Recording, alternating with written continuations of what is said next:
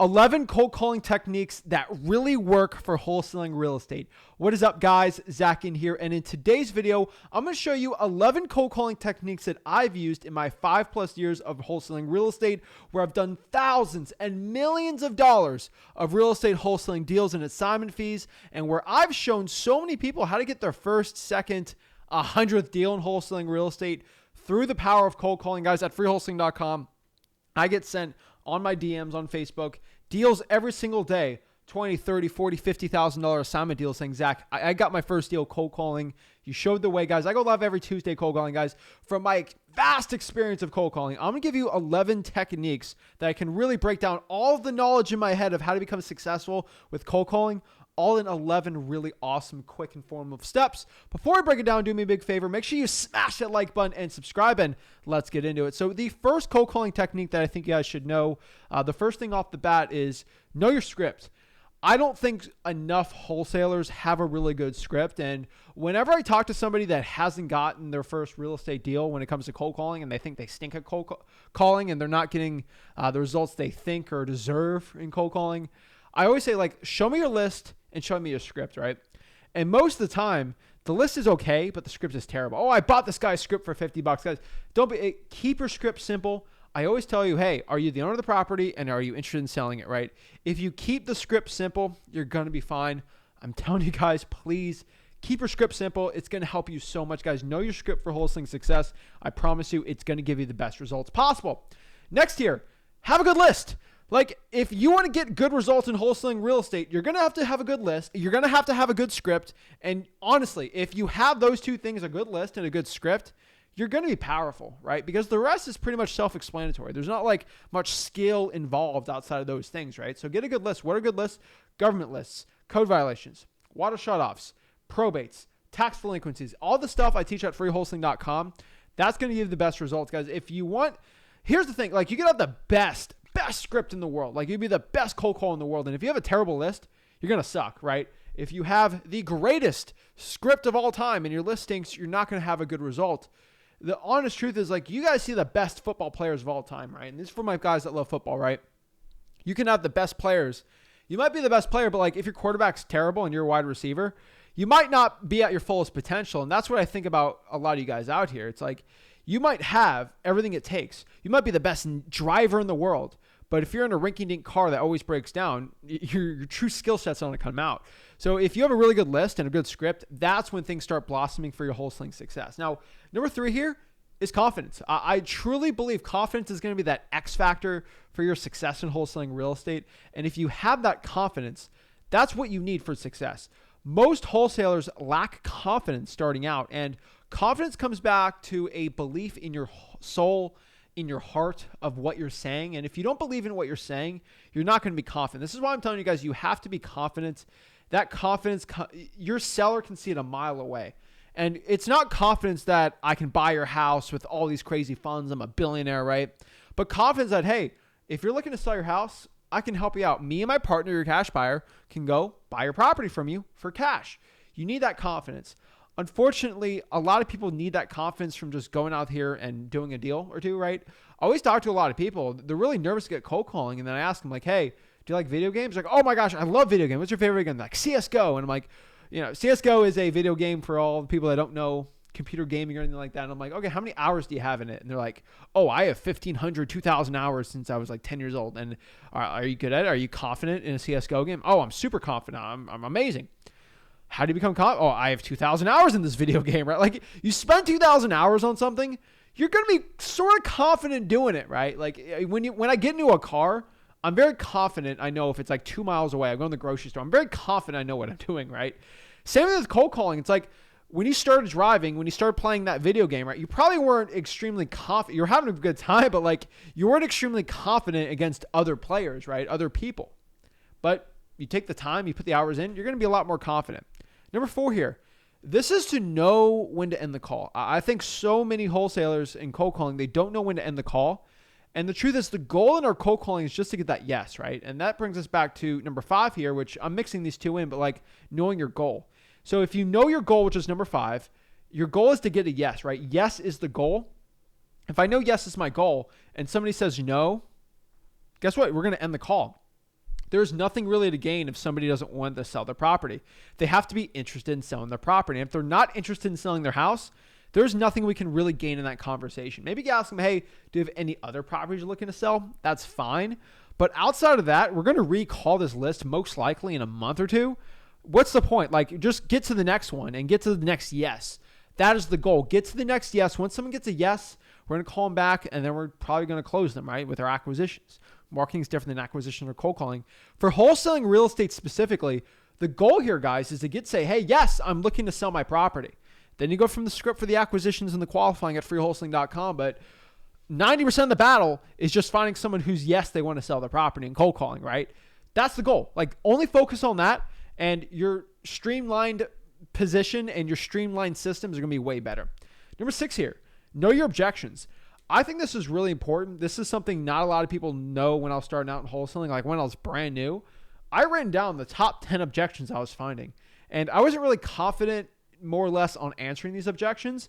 I was confident writing them down and knowing what to say. Like, how do you get my number? I wasn't confident what to say, like starting out, like 19 years old. Like, I wasn't really confident what to say. But guess what? If I had it written down in front of me, hey, where do you get my number? Oh, we got a number from the marketing team or the marketing department, I used to say, right? If I have that written down right there, it's going to make it so much easier answering that objection. So that's definitely why. Just know your objections. And if you don't know your objections, hop on a one-on-one with me, comment below, and like you go through freewholesaling.com. I have the most common objections. Write them down on a nice piece of paper or have it on like digitally for you. It's going to give you so much more confidence. Even put your script down there too. I used my first, I think my first week of cold calling, I actually had my script. Literally, like, those 2 sentences written down because I wasn't confident enough, but like I had the script, it was fine, right? Number 7 here. This is cold calling on the perfect times. I have found statistically for wholesaling real estate, I used to cold call 5 hours a day, 5 days a week for probably pretty much for a year straight. I would say a year and a half, but really consistently for a year. Then I started getting VAs and stuff there. But like the best time I've statistically found in that year, and even with my VAs today, is 2 to 7 p.m. on the seller's time. So if I'm cold calling on Florida, where I'm at right now, right, I'm probably going to be 2 to 7 p.m. is going to be Eastern Standard. Now, if I'm cold calling in, let's say, Oregon, right, I'm going to do 2 to 7 p.m. 2 to 7 p.m. Pacific, right, which is going to be a 3-hour difference. So that's going to be what? Excuse my math, but it's probably going to be 5 to 10, right? That's really what it's going to be. So I do 5 to 10, basically my time, Eastern Standard. So sorry for the conversion if that's confusing, but like focus on like where the seller's at. 2 to 7 p.m. their time, where they're receiving the call, is going to be your best bet. Number 8 here. This is something I think a lot of people need to get through their heads, and this is something I think a lot of new wholesalers don't understand. But when you're cold calling and wholesaling real estate, for most, like if you're calling a government list, let's say, for example, from freewholesaling.com, you learn how to pull for free. 95% of these leads are going to say, no, I'm not interested in selling my house. That's fine. Don't expect to make everyone on a swish, right? Like it's crazy that people think that like it's 50% want to sell. No, okay? That's 95% if your list is perfect, okay? Like if I'm cold calling 100 probates, I'm probably going to get 5 people wanting to sell the property for cash.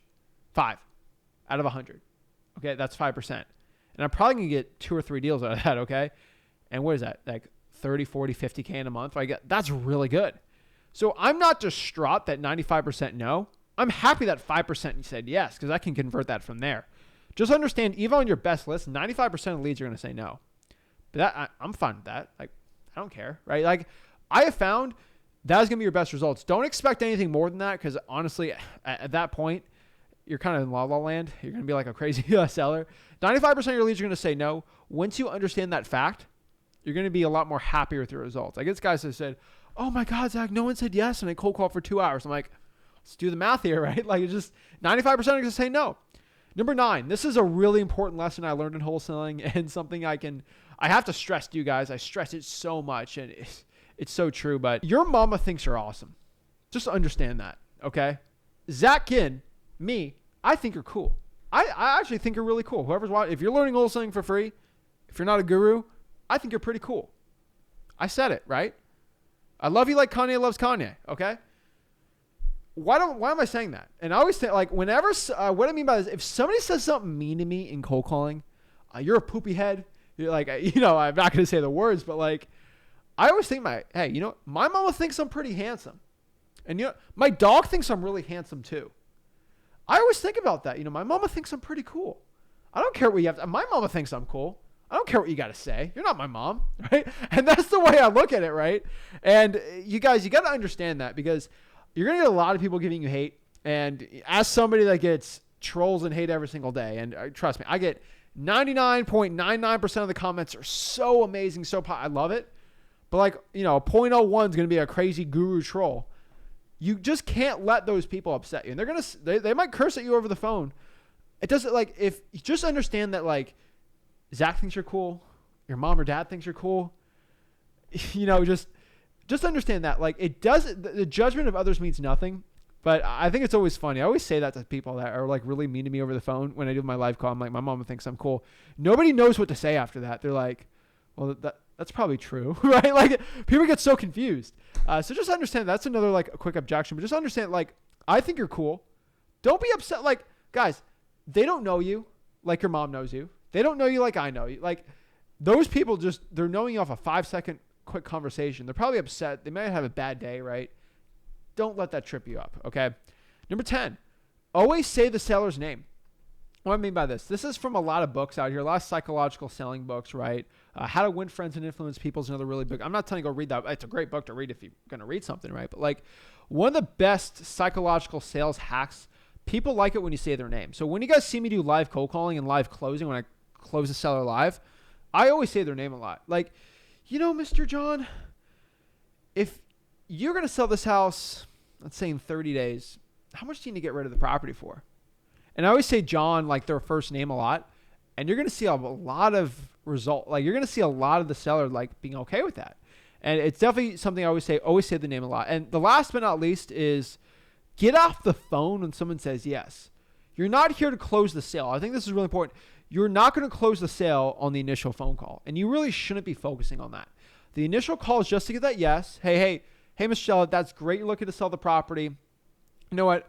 Let me look at everything right here. Let me look at those overnight. Let me call you back with some questions and see if we can set something up. See if I can go by and buy the property. Is that something that's okay with you? Let me call you back tomorrow morning or in the evening, right? Is this the right number? Call you back at, go from there, text them, whatever you want to do.